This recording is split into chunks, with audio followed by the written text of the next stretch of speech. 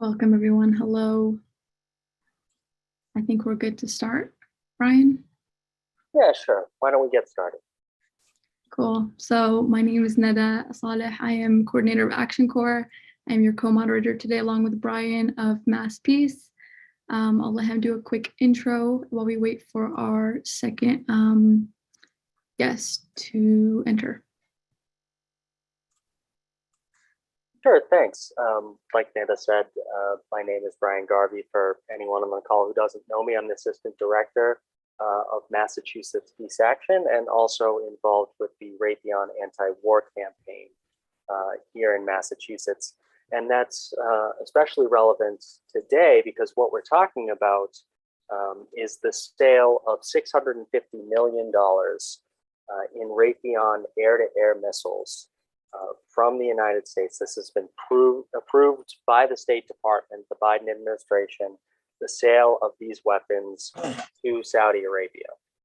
And this flies in the face of the promises that were made by now President Joe Biden, both on the campaign trail and in his first foreign policy address that he made at the State Department just after his inauguration. He was very clear about the promises that he made. He said on the campaign trail that if president, he would not only stop arms sales to Saudi Arabia, but that he would treat Saudi Arabia as a pariah nation. And when he became president, he was incredibly clear. He said he would stop all offensive weapons sales from the United States to Saudi Arabia. And now his administration has approved the sale of $650 million in air-to-air missiles built by Raytheon Technologies to the Saudis. And his administration is trying to frame these as defensive weapons. But we know that for years now, Saudi Arabia has been conducting an air blockade of Yemen, using famine and disease as weapons of war. And these air-to-air missiles are just the weapons needed to maintain that air blockade, to make sure that humanitarian aid cannot be flown into the country of Yemen, where it's desperately needed. So tonight, we are going to be live tweeting, live messaging, live calling our members of the US Senate to tell them to block this sale. They're going to have a chance. The US Senate in its entirety is going to vote on this issue. They all have to go on the record, which is very great because we'll know where all of them stand on this, whether they're buying into this false narrative of the Biden administration. So there's a joint resolution of disapproval that's going to be voted on. It's SJ Res 31, and we want every member of the US Senate to vote to block these sales because the United States cannot continue to be complicit in Saudi Arabia's war on Yemen. And with that, I'm going to turn it over to Neda. Thank you for that detailed intro. For those of you that weren't aware of the JRD or Joint Resolution of Disapproval, I think that clears up a lot for all of us. Aisha has joined, Dr. Aisha Jumaan. She'll be our first speaker today, and she is a champion when it comes to Yemen policy. She's the president of Yemen Relief and Reconstruction Foundation.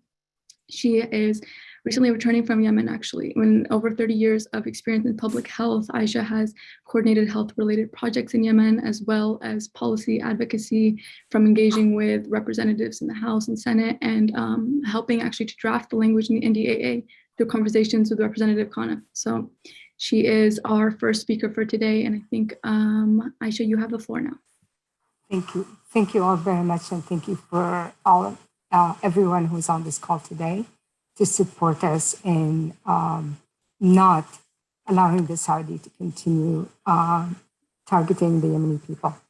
As Neda said, I just came back from a 2-month visit to Yemen, and I prepared a small presentation.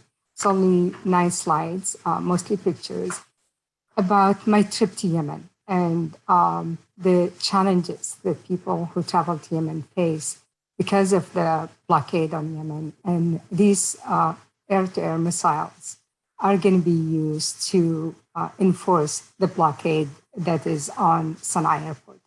So if I may share my slides with you, I'm going to.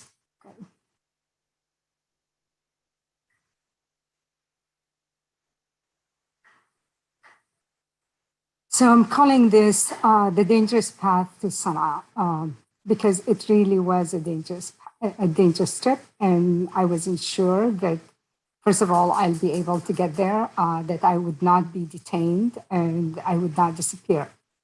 And this is due to the Saudi closure of Sana'a civilian airport. I always like to start my presentations with a picture of Sana'a. This is Sana'a city. It's the oldest continuously inhabited city in the world. And given that many of us are now at holiday seasons, a lot of my American friends who visited Sana'a with me will tell me that this reminds them of gingerbread homes. Sana'a is a beautiful city. I want to talk initially about the exuberant cost for traveling to Yemen. You have to have a ticket that goes to one of airports that are allowed by the Saudi to fly the Yemeni airline from those airports to Yemen. And then you have to spend an overnight in one of these cities because your ticket to Yemen is not connected. And you don't know if the flight is actually going to take off. Once I was in Jordan and I had spent 2 days there because the flight wasn't allowed to fly. A ticket to Aden is also another separate cost. And as I said, not linked to the initial ticket that you buy for someone like me. And there is no guarantee flight will take off. When I was in Yemen, there was Saudi's approval is needed for a plane to land or take off. And the plane was coming to Aden airport, and the Saudi officer who was supposed to grant access for it to come down wasn't available. And so it had to circle for about an hour before he allowed access to land in Aden. That's actually extremely painful. You also need to spend an overnight in Aden, so you need a hotel. You also need the cost of travel to Sana'a. So I actually rented a car that took me to Sana'a. It's a 14-hour trip on very arduous roads. And the cost is between $250 to $400 one way. That's just really not a lot of people can afford that. And the other thing also is when I landed in Aden airport, my American cell phone said, "Welcome Saudi Arabia." And that was also extremely disturbing for me because I was in Saudi Arabia. I was in Yemen. And the reason for that is all the communication in Aden airport are actually Saudi. And then it took me 4 days to travel to reach Sana'a. And then another 4 days for me to leave Sana'a and reach the US. So that's 8 days for me to get in and out of Yemen. And all of this is because Sana'a airport is not allowed to accept commercial flight. This is a poem that was written by a very famous Yemeni poet. And it said, the title of it is "Getting to Sana'a is a Must, even if the journey is long." And the journey was definitely very long.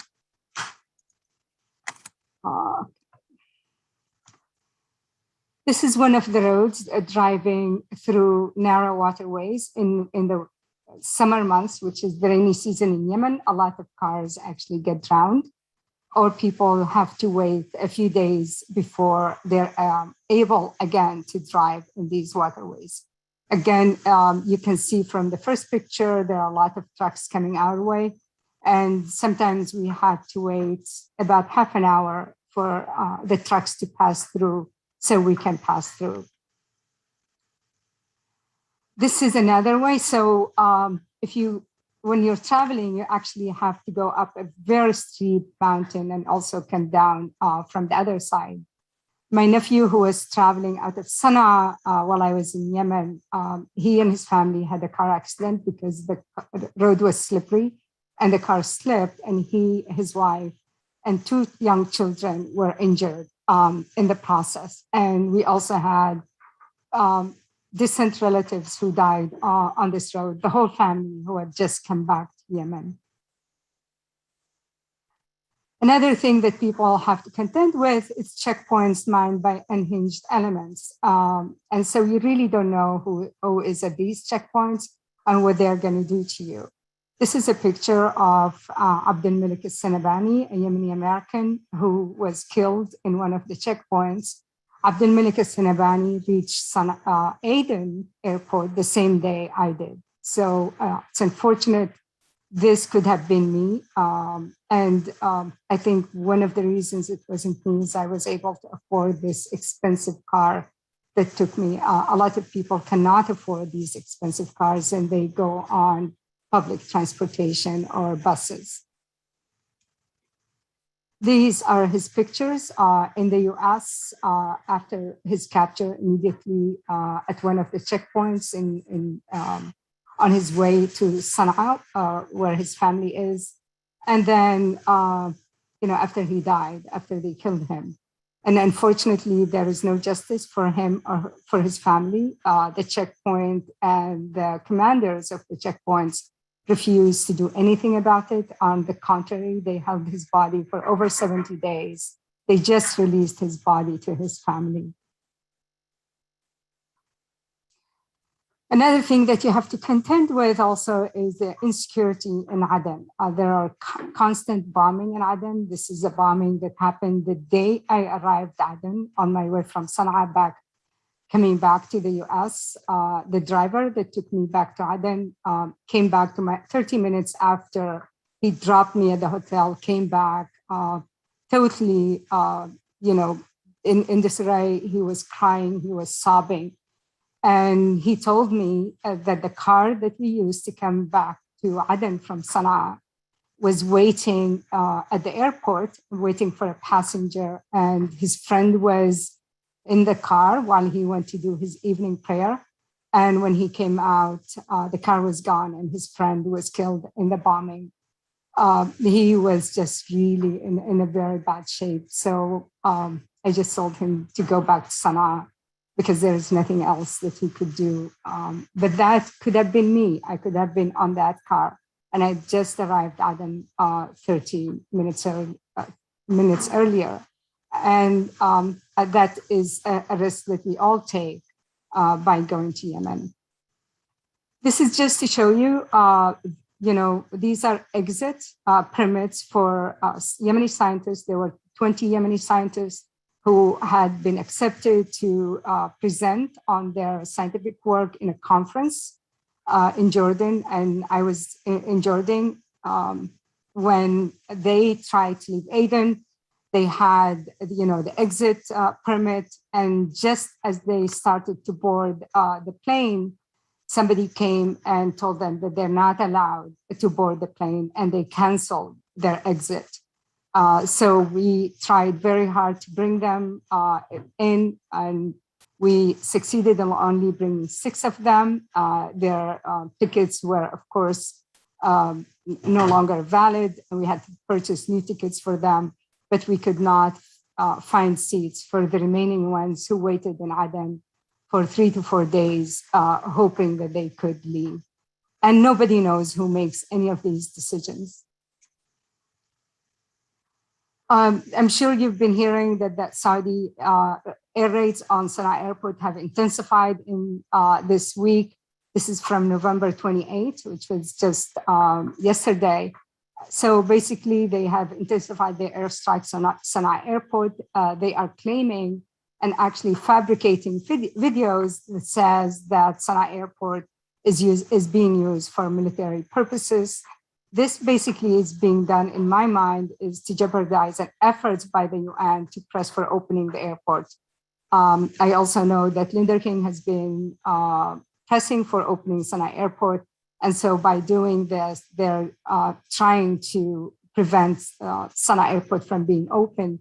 But I think more dangerously is by declaring Sana'a airport a military target, then they also prevent 8 flights from coming to Sana'a airport. And that means all the vaccines that come into the airport and all the aid that comes into the airport. I want to end with this article by William Hartung. It basically says the Biden administration missile sale to Saudi Arabia is offensive and must be stopped. Here's a quote from the article. It says the air blockade is enforced by a threat to shoot down any aircraft, military or civilian, that enters Yemeni airspace with the goal of landing at Sana'a airport. The provision of air-to-air missiles gives further credibility to this threat, dissuading any government or aid group from bringing in crucial medicine or flying patients in and out of Yemen. So basically, this missile sale is actually going to embolden the Saudi to continue the blockade on Yemen and exacerbate the humanitarian crisis in Yemen. Thank you.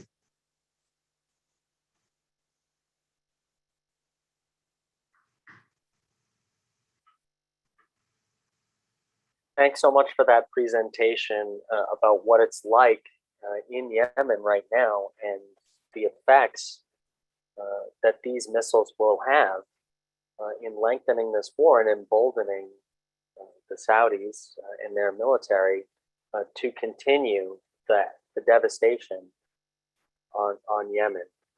So right now, I promised that this was going to be not just another webinar, but an action hour. So we're not just going to ask you to do something about this. We're going to do it together right now. So if you'll just bear with me for a second, we have created a great toolkit for you all. Netta, if you could perhaps share that in the chat for people so everyone can access it together.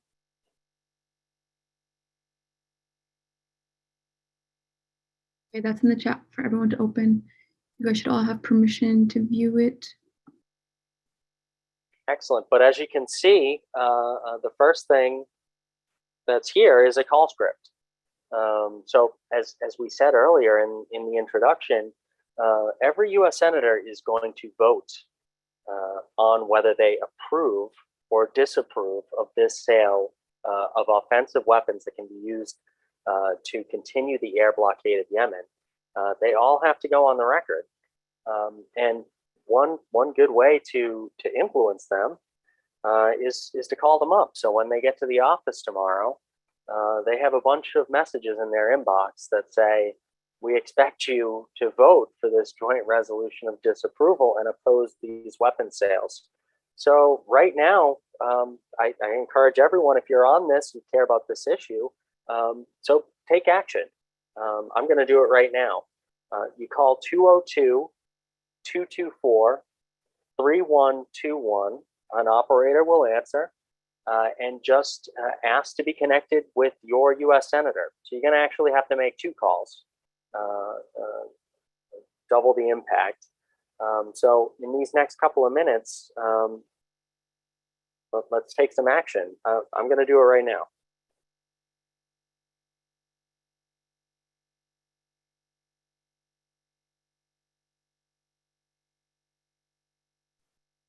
Here, I'll put it on speaker.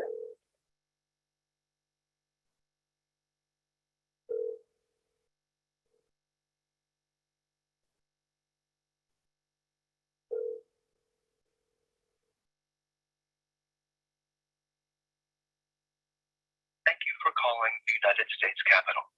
To be connected to your senator's office, press or say 1. To be connected to your representative, press. You have reached the United States Senate. Please speak your state or enter your zip code.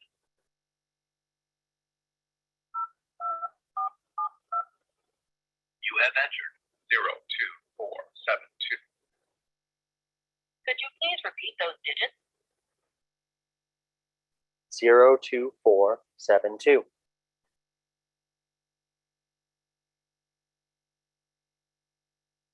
You have entered 2472.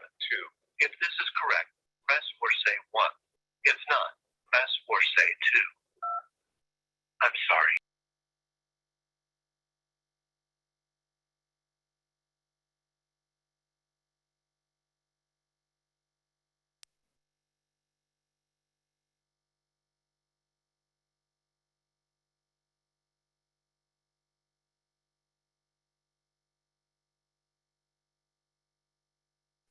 Hello.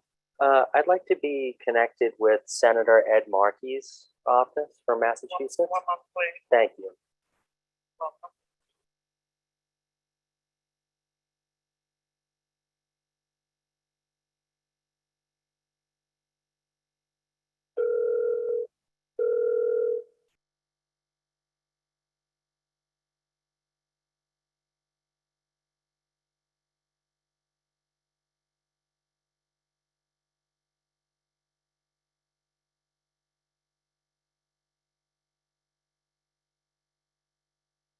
DC, your call is very important to us. Due to ongoing concerns around the coronavirus outbreak and in the interest of protecting public health, our Washington, D.C. office is open only virtually at this time. We apologize for any inconvenience this may cause. Your call and concerns are very important to us and we want to hear from you. Staff are on call, so please leave us a message and we will get back to you as quickly as possible. If this is a medical emergency, please hang up and dial 911. For information about the coronavirus and other Markey's efforts to respond to the emergency, please visit our website at www.markey.senate.gov. If you are calling regarding urgent case requests,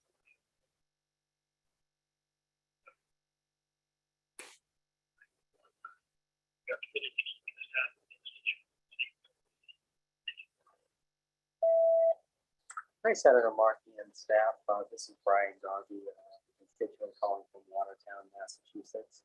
I'm calling about the upcoming vote on SJ Res 31, the joint resolution of disapproval, touching on the $650 million weapons sale of missiles to Saudi Arabia. I would really like Senator Markey to oppose this sale and use his platform to raise awareness of the issue. I don't want my country involved and complicit in this brutality that is the war in Yemen. These are being described as defensive missiles, but Saudi Arabia is maintaining an air blockade on Yemen, and these are the very weapons that allow them to do so. So we're very much hoping that Senator Markey does not buy into this narrative that these are defensive weapons. They're not. They're offensive weapons, and we should all oppose them. And I hope you will vote for the resolution and encourage President Biden to change course on this and follow through on his campaign promises to stop supporting the war in Yemen and all offensive weapons sales to Saudi Arabia. Thank you very much.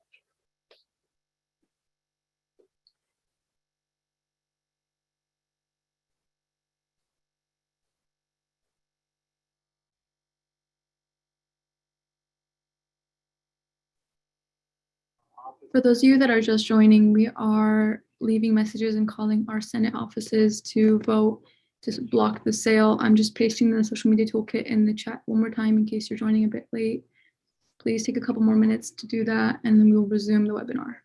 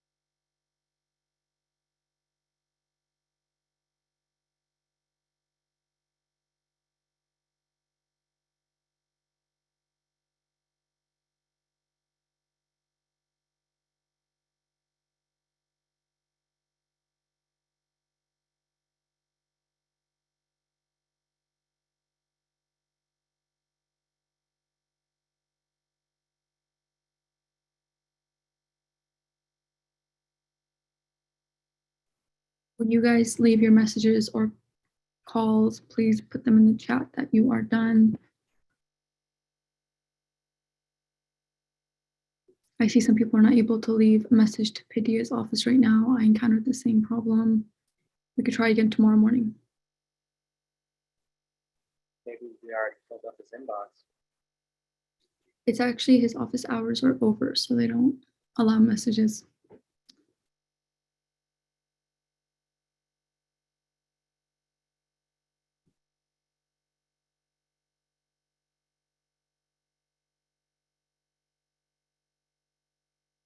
Those of you that are just waiting, feel free to look through the social media toolkit and the sample language for emails and tweets. We'll get to that later in the webinar.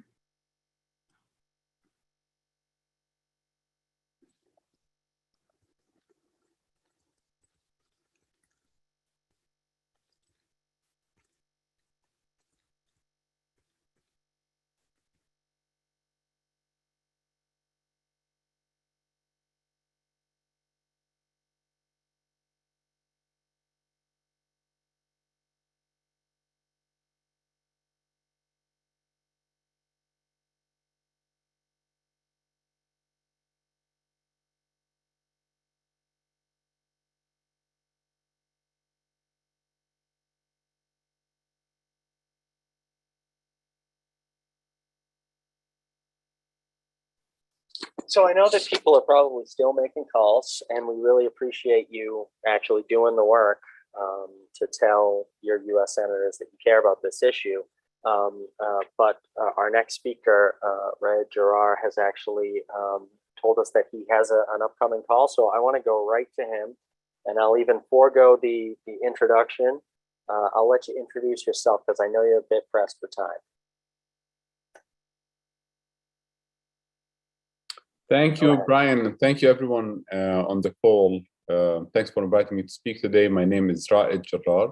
I am the Advocacy Director with DAWN, Democracy for the Arab World Now. It's the organization that was founded by the late Jamal Khashoggi. As Brian mentioned, unfortunately, I have another call that started a minute ago, so I have to jump on that call very, very soon. But I'm very happy to be joining you today and see this, the real action from grassroots, the hard work of calling senators' offices. And this is not a one-time thing. It's an everyday kind of task. We learned today that the vote on the joint resolutions of disapproval in the Senate will take place either this week or next week. And I encourage every single person on the call to contact both of your senators every day this week until the vote happens. This is not just a one-time thing. We have to contact our senators every day. I live in Washington, D.C., so I have no senators here. But for those of you who live outside of D.C., I think contacting the Senate offices every single day is very important. Not only leaving messages in Washington, D.C., like Brian and Nada just instructed us to do, which is really important, but also connecting with your district offices of your senators. You can go to their websites and find the district offices, try to connect with the staff there, build a relationship with local staff who are there to serve you as your public officials, and call them every single day this week to make sure that they will do this. As you know, what we're doing this week is we are supporting the Senate joint resolution of disapproval, blocking $650 million of munition sales to Saudi Arabia. These are air-to-air missiles. Who cares what kind of missiles?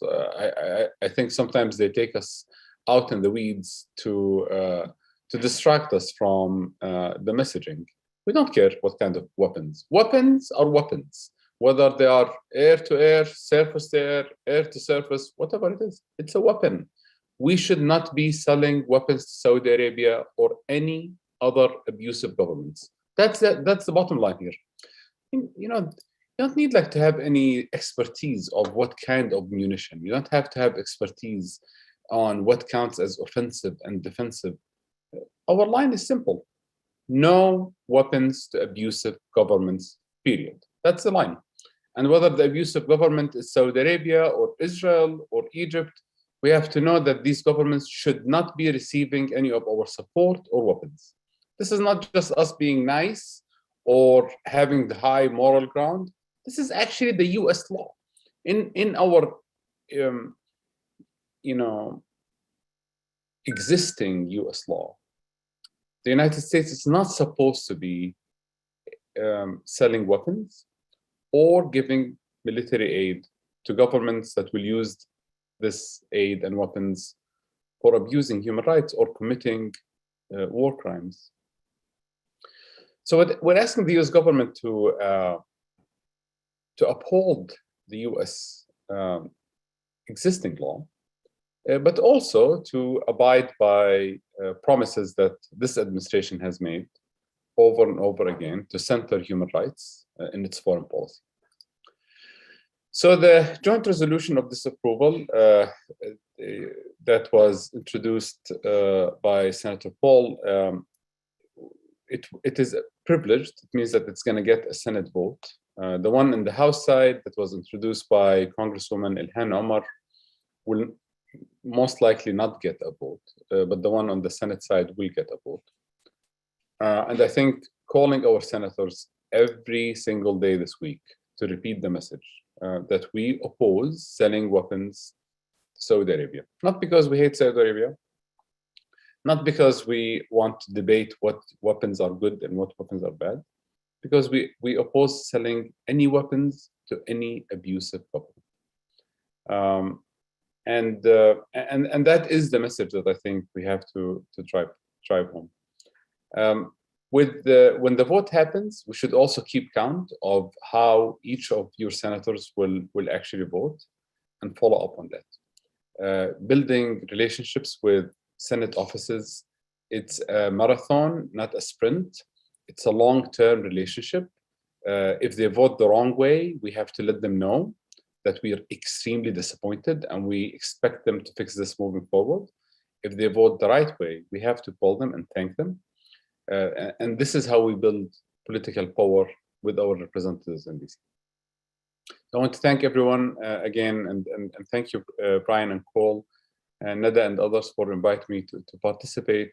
I want to say, like, we had a couple of important media coverage for this work today. I will post some news coverage from Politico here in the chat, where you can see,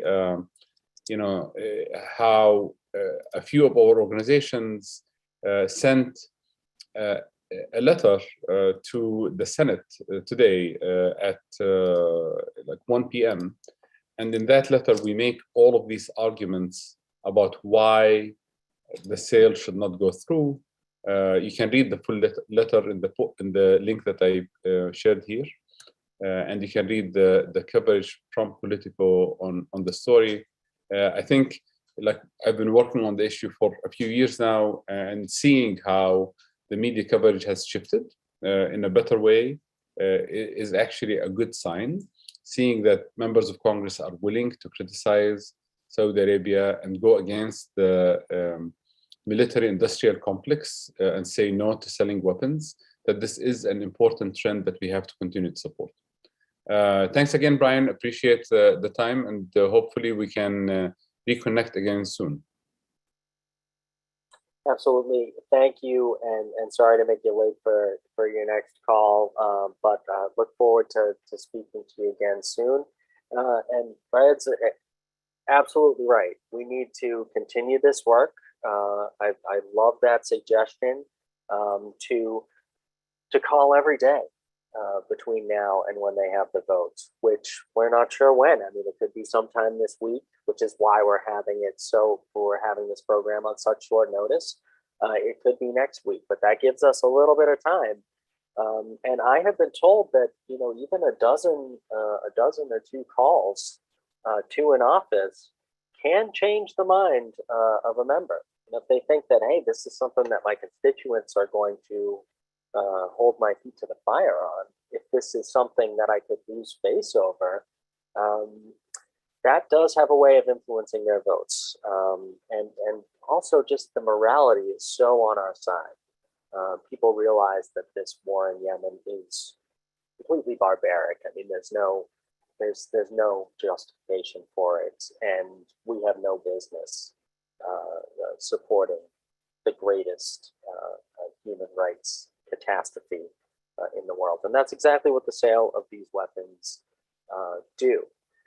And so with that, I'm going to share the toolkit again, and we're going to do a little sample tweeting and social media posting, because it's great to call your members of the U.S. Senate and the House and the administration, but when you put it up on social media, it's public.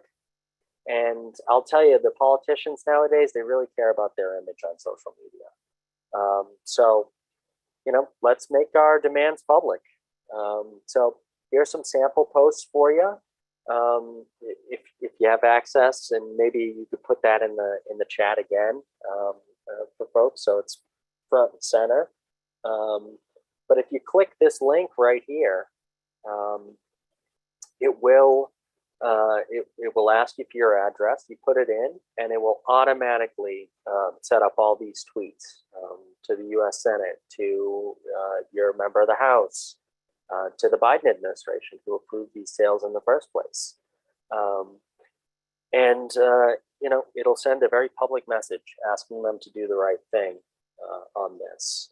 And if you don't want to use this link, you can go into your own Twitter or your own Facebook and just copy down this, or even make the words your own, right? You all understand the message. We oppose these sales. They're completely immoral. And the Congress has a chance to do something about it. The administration has a chance to reverse course. And that's our demand. So this is really easy, actually. It's really easy and short. So I'll just click this right here. As you can see, I'm going to stop sharing for one moment. Put my address in here.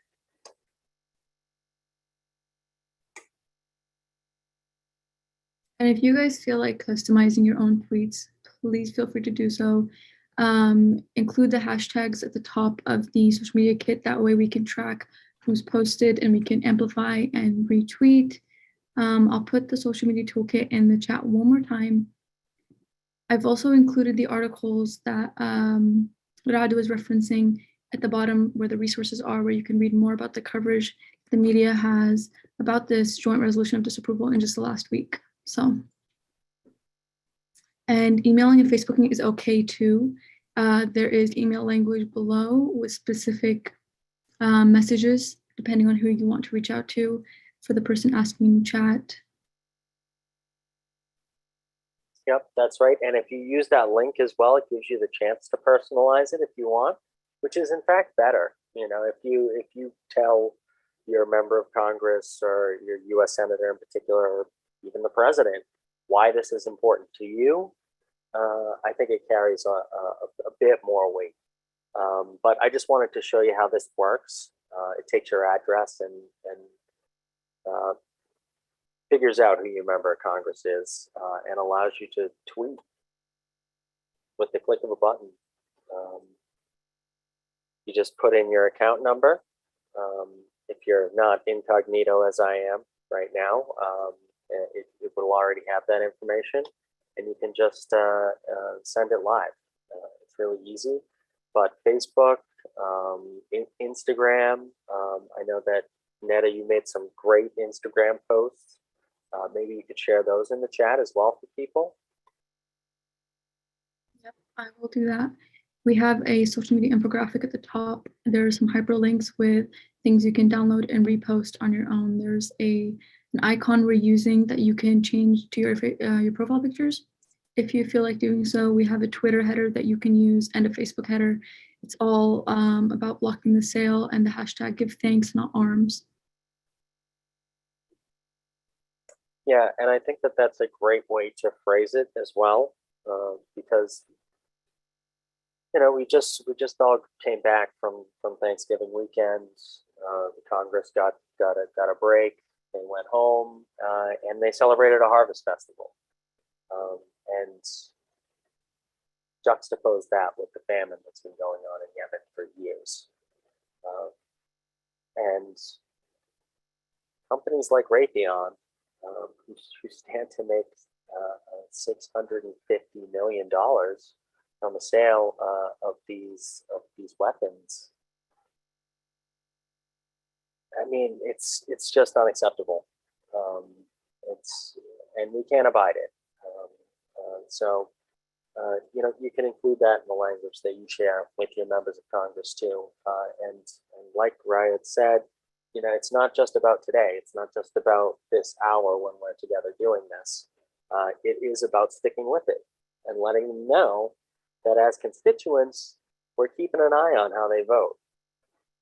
And I think it's a good idea for us to get together again after the vote happens to recap it and make sure that the ones who voted the right way get credit, and the folks who voted the wrong way really hear it from us, because this isn't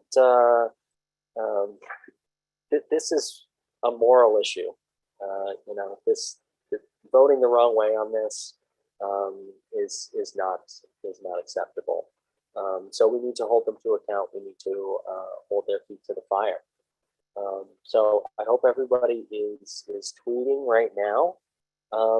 But I also do want to open it up, and maybe you have some more words to share with us. I did want to amplify what people were saying in the chat. There's some really good points about why we shouldn't be allowing the American government to keep using Raytheon as like a way to fund these abusive governments, as Raed was talking about. I also want to mention that we heard in Biden's Democratic primaries that he was going to stop funding Saudi Arabia. And that was a clear statement. And then in February, he made the statement about ending the US support to Yemen war. And now, only a few months later, he's going back on his word, and people are quiet about it. And even the Democratic champions are silent about this. The same ones who were promising all through Trump's administration that, yes, they would stop supporting Saudi and the US government should be held accountable. But for some reason, now that they have a different figurehead, some mysterious reason, everybody's gone quiet, and it's disappointing. So I think that we should take responsibility as constituents to hold our representatives and senators accountable. You said this, follow through, you're elected for a reason. And once again, our tax dollars are paying these people. We are giving these people their jobs. So I think we should be very serious about that. Yeah, I think that's a really, really good point. And in fact, since it was so clear, the promise that he made, if you just give me 1 second, I'd love to pull up that quote from Joe Biden. Horrible. Because it's not ambiguous. He promised that he would stop our complicity in this war. And well, let me pull it up. You can see for yourselves. Ned, if you just take it for 1 second while I look for this. Yes, definitely something we cannot be silent about. And with this vote coming up very sneakily, I think with the holiday weekend and then the floor vote on this, it's really disappointing the lack of time and transparency we've had on this. I think it's because people are choosing hypocrisy and they don't want people to be aware. So this is a really great opportunity. We've had about 80 participants in total run through this webinar, which means 80 more people are aware of this vote. And all you people probably have friends at home who could benefit from knowing about this and also making those calls. So really take advantage of those social media posts. That's a really good point. Please encourage your friends and family and your network to get involved and do this. We need to have a snowball effect on this. We don't have much time. The vote's going to happen this week or next week. But if you need a little motivation, I'm going to share with you the president's own words. Just one moment here. The CIA has concluded that the leader of Saudi Arabia directed the murder of U.S.-based journalist Jamal Khashoggi. The State Department also says the Saudi government is responsible for executing nonviolent offenders and for torture. President Trump has not punished senior Saudi leaders. Would you? Yes, and I said it at the time. Khashoggi was in fact murdered and dismembered, and I believe in the order of the Crown Prince. And I would make it very clear, we were not going to in fact sell more weapons to them. We were going to in fact make them pay the price and make them in fact the pariah that they are. There's very little social redeeming value in the present government in Saudi Arabia. And I would also, as pointed out, I would end the subsidies that we have, end the sale of material to the Saudis, who they're going in and murdering children and they're murdering innocent people. And so they have to be held accountable. And with regard to China, we should look, unless we make it clear. I don't think there was any room for ambiguity in that statement. So, disappointing. Yeah, and Catherine asks in the chat, you know, why has the administration changed its tune so directly? I think it's about power. I think it's a lot about power, and it's a lot about money and the power of the military-industrial complex, and campaign donations. I mean, you know, our Secretary of Defense right now here in the United States, General Lloyd Austin, before he joined the Biden administration, he was on the board of directors of Raytheon, the company that stands to make $650 million from the sale of these offensive blockade-enabling weapons to Saudi Arabia. Neda, you're right, but there's no ambiguity there. This is a flat-out betrayal of that promise. And we should be really letting our members of Congress and the president himself know that we're not going to stand for it. And that it's, if someone can lie, and yes, Lawrence, I can share that video clip. I'll put it in the chat in 1 second. But if somebody can lie so brazenly about an issue that is so important morally,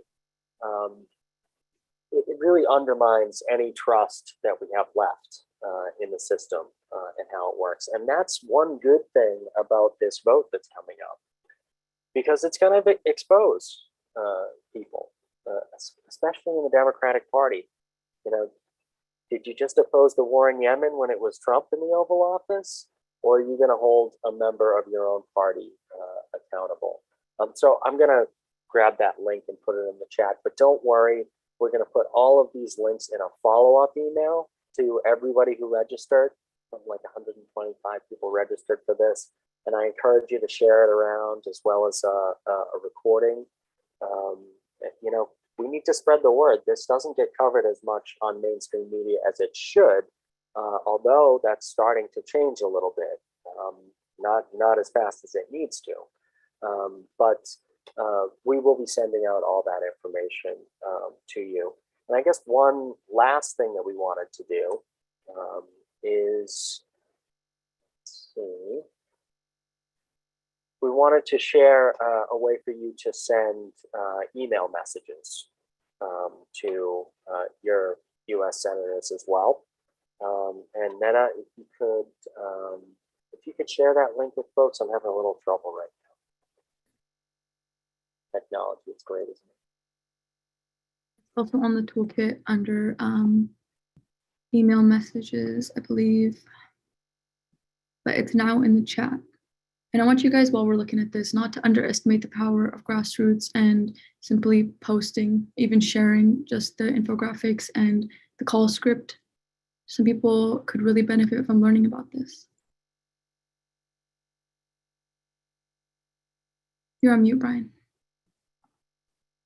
Thanks. You're absolutely right. I just wanted to share again the great toolkit that you put together.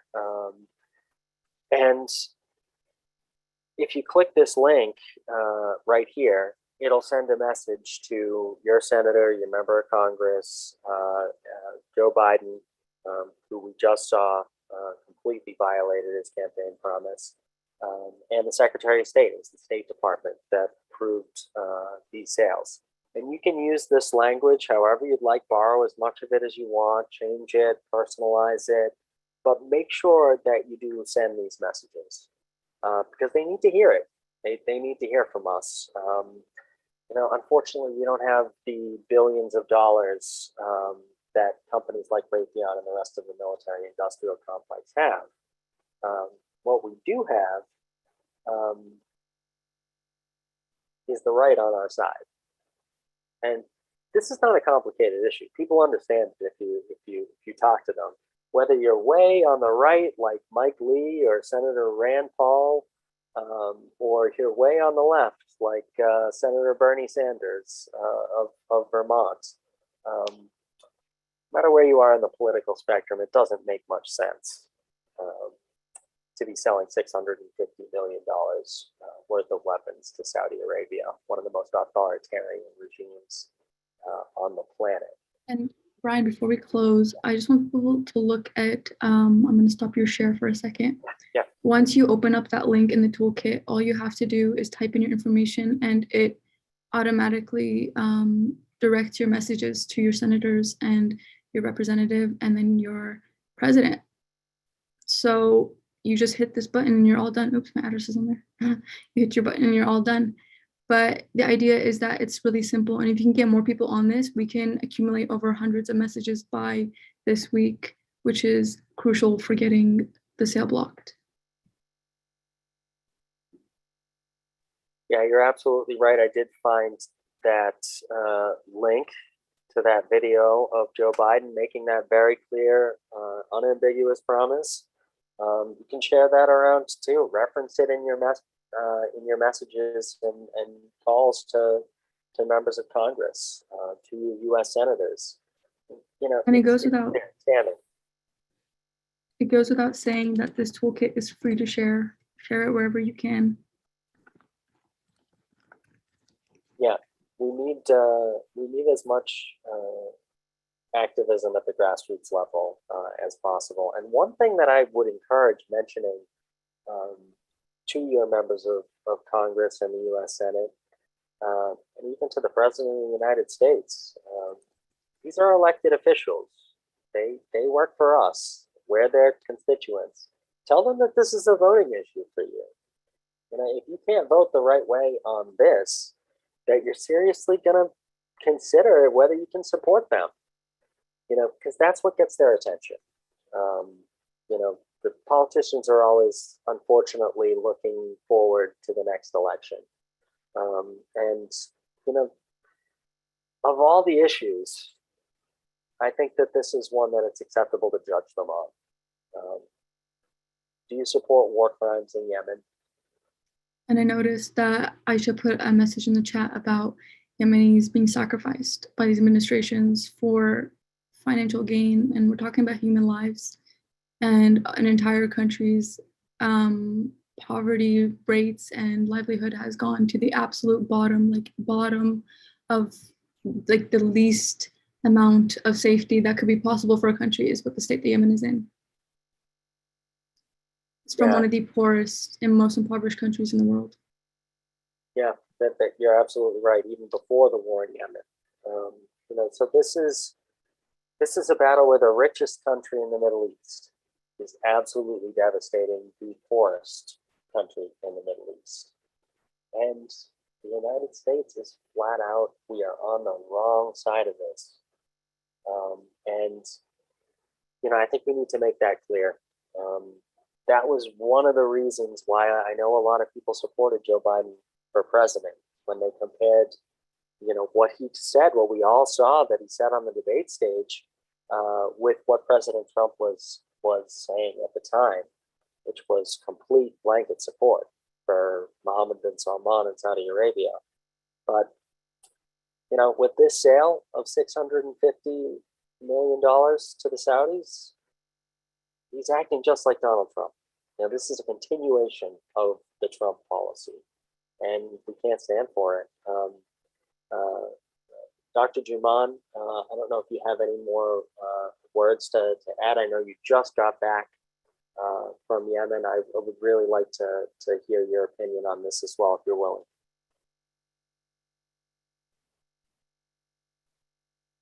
Thank you, Brian and Nada. I think doing what we're doing is extremely important. Like, Raed said, weapons are weapons, and the Saudis have horrible record when it comes to using weapons. In the past week, they have increased their targeting of, civilian areas. My best friend in Yemen, her neighborhood was hit by airstrikes. She said one of the missiles didn't detonate, and had it detonated, she and her whole family would have been killed.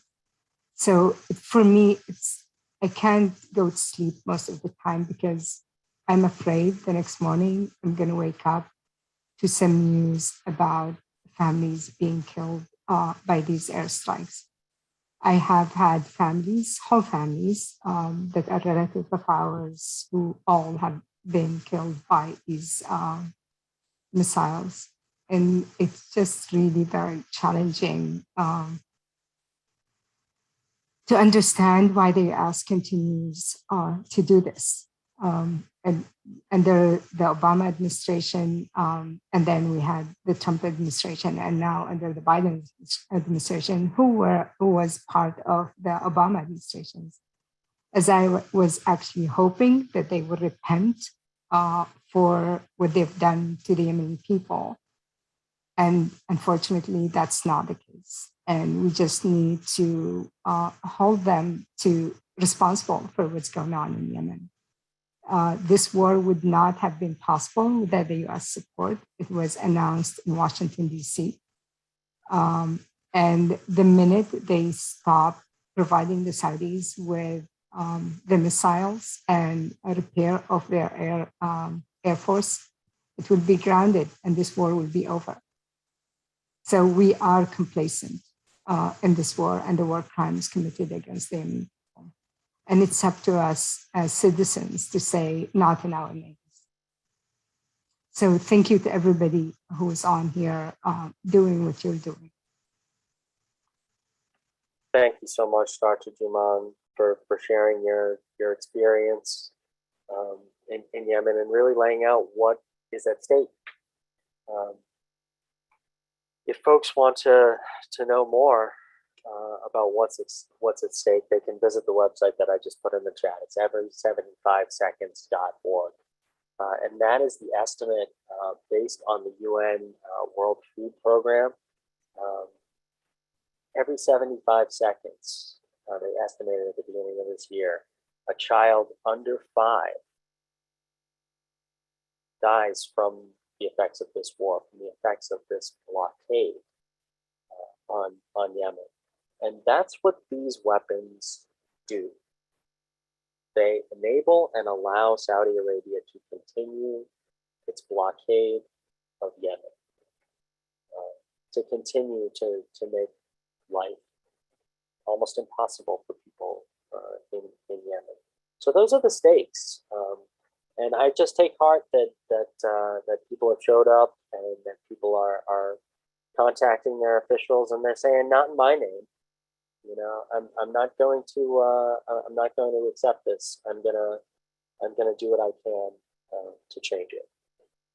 So, I really appreciate everyone who joined us. I'll turn it over to you, Neda, and I'm just going to put our co-sponsors in the chat.